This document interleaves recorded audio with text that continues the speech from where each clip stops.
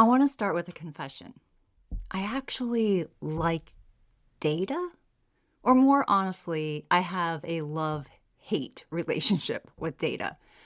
I know that's probably not the most exciting way to start a podcast, but it's true. Welcome to One Tired Teacher. I'm Trina Debery, and today we're going to talk about what data can't measure, the most important things teachers know that can't be measured. This is episode 304. Let's get started.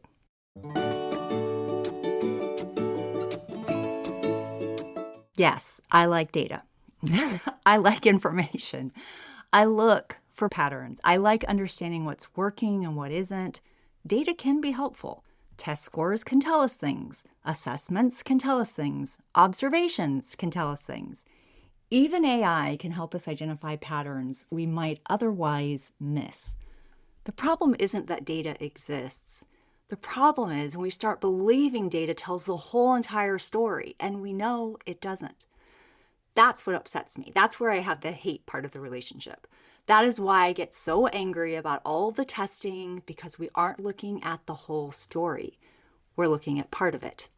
We have to be careful not to believe that data is giving us all the information or telling the whole entire story truthfully, because it doesn't. It never has. Some of the most important things a teacher knows will never appear on a spreadsheet. They won't show up on a dashboard, they won't appear in a testing report, and they certainly won't be captured by artificial intelligence. Let me tell you what I mean. A test score can tell me whether a child answered a question correctly. It cannot tell me that this was the first time that child has felt confident enough to try. A data dashboard can tell me a student's reading level, but it cannot tell me that they finally found a book that they love. AI can analyze patterns. It cannot tell me that a child walked into my classroom carrying something heavy that day and needed a little extra kindness. Those things matter. In fact, I would argue that those things are often the reason learning happens in the first place, or doesn't. One of the things I loved most about teaching was watching children change, not just academically, humanly. The shy child who finally found their voice, the student who learns to work with others, the reluctant reader who starts recommending books to friends, the child who begins believing that they are capable. Those moments don't fit neatly into a chart, but they're real and they're important. And sometimes I think we forget that. Especially in education. We spend so much time measuring what is easy to measure that sometimes we overlook what is meaningful. Words per minute? Who cares? A child loves to read? Now that matters.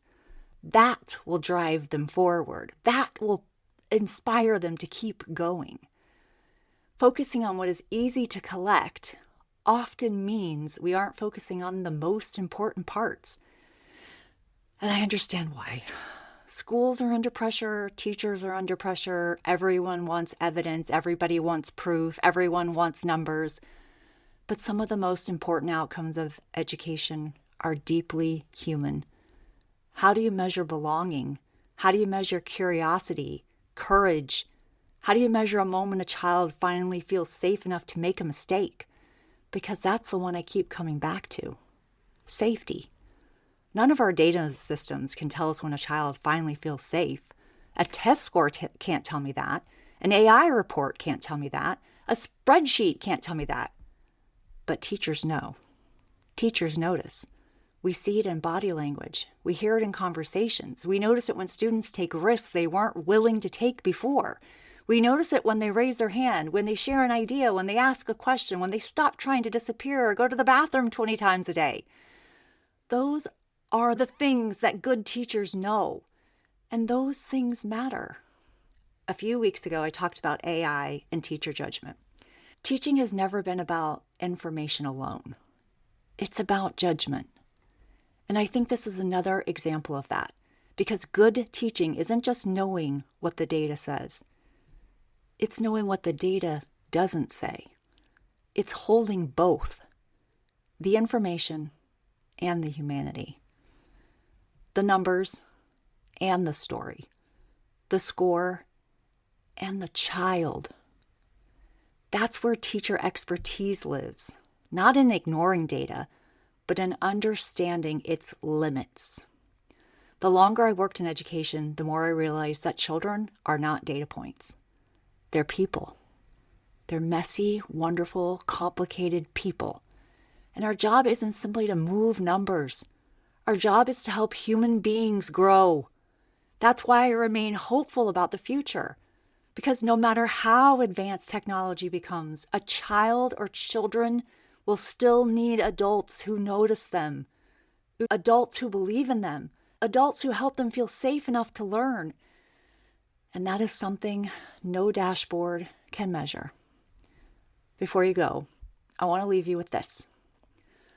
Some of the most important work you do every day may never show up in a report. It may go unnoticed during an observation. That doesn't make it less valuable. That actually makes it more. Because the things that matter most in education have always happened between people.